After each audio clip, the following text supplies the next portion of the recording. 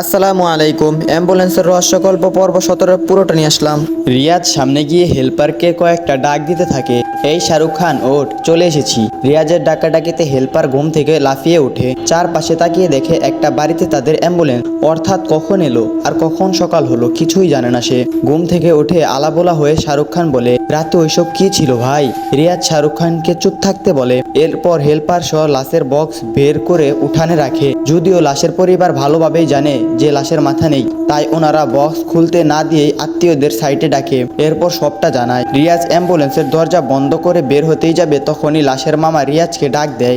রিয়াজ ওনার ডাক শুনে এগিয়ে গেলে উনি বলে, আমার বোন আপনার ব্যাপারে সব বলছে আমাদের। আপনার সাহসিকতা আর প্রচেষ্টার জন্য একটা লাশ বাড়িতে এসেছে, নয়তো আমার বোনদের কোনো ক্ষতি হতে পারত।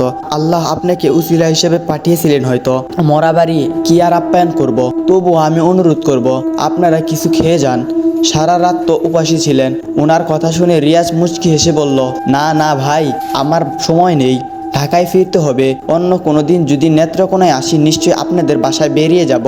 রিয়াজের কথা কোনোভাবে ওনারা মানতে নারাজ। অনেক জোর জবরদস্তি করার পর রিয়াজ অবশেষে রাজি হয়। এত বড় উপকার করলেন তাই একটু সহানুভূতি দেখানো। রিয়াজ আর হেল্পার নাস্তা পানি খেয়ে স্থির হয়। এরপর লাশের জানাজা শেষ করে দাফনও করে। এইসব হয়ে যায় প্রায় বিকেলে। লাশের অনেক আত্মীয় আসা বাকি ছিল, তাই দেরিতে দাফন করা হয়েছে।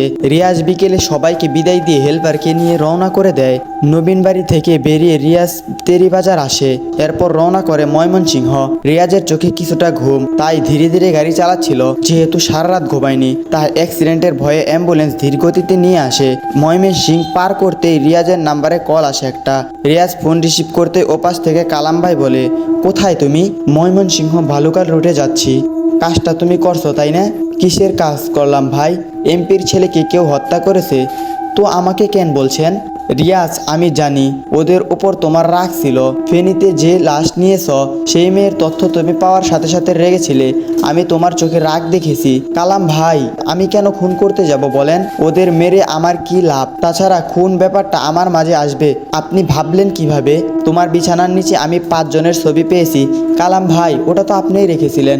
আমাকে দিয়ে বললেন ফাইলটা রাখতে। এটি মেয়ের খুনিদের দোষারোপকারীর ছবি, তাই আমি যত্ন করে রেখে দিয়েছি। আমি দিছিলাম কবে? এই যে 3 মাস আগে। ওহ, মনে নেই হয়তো। বস নিশ্চয়ই দিয়েছিল আমাকে। যাই হোক, ওগুলা সরাতে হবে, নাইলে পুলিশ শুধু শুধু আমাদের ধরবে। সেটাই আমি বাসায় এসে সরাচ্ছি, আপনি ডিউটি করুন। কলটা কেটে রিয়াজ আবার অ্যাম্বুলেন্স চালানোতে মন দেয়। হেল্পার রিয়াজের দিকে অবাক দৃষ্টিতে তাকিয়ে বলে, ভাই, কালাম ভাই কখন দিল ফাইলগুলো? ওগুলো তো আপনি আমাকে দিয়ে জোগাড় করিয়েছিলেন। রিয়াজ হেল্পারের কথা শুনে বলে, কালাম ভাই পুরাতন কিছু কথা মনে করতে পারে না। মাঝে মাঝে এই সমস্যা হয় ওনার, তাই মিথ্যে বলছি যাতে উনি নিজেকে ভুল ভেবে শান্ত হয়ে যায়। হেল্পার এবার আরও অবাক হয়ে বলে, তার মানে খুন আপনিই করেছেন? হেল্পারের কথা শুনে রিয়াজ একটা মুচকি হাসি দিয়ে বলে, কাউকে বলিও না। হেল্পার এবার উত্তেজিত হয়ে বলে, কিন্তু কেন ভাই? আপনি কেন ওই কাজ করলেন? আর কিভাবে সম্ভব হলো? রিয়াজ হেল্পারের কথা শুনে বলে, রোজ স্বপ্নে দেখতাম আমি ওই মেয়েটাকে। ওরা কিভাবে ধর্ষণ করতো, কিভাবে খুন করেছে, সব দেখতাম, প্রতিদিন দেখতাম। হয়তো মেয়েটা তার প্রতিশোধ না নিতে পারায় আমার স্বপ্নতে দেখাতো। কি গাইস, চলবে নাকি? যদি চলে তাহলে পরের পার্ট তোমাদেরকে অবশ্যই দিয়ে দিব।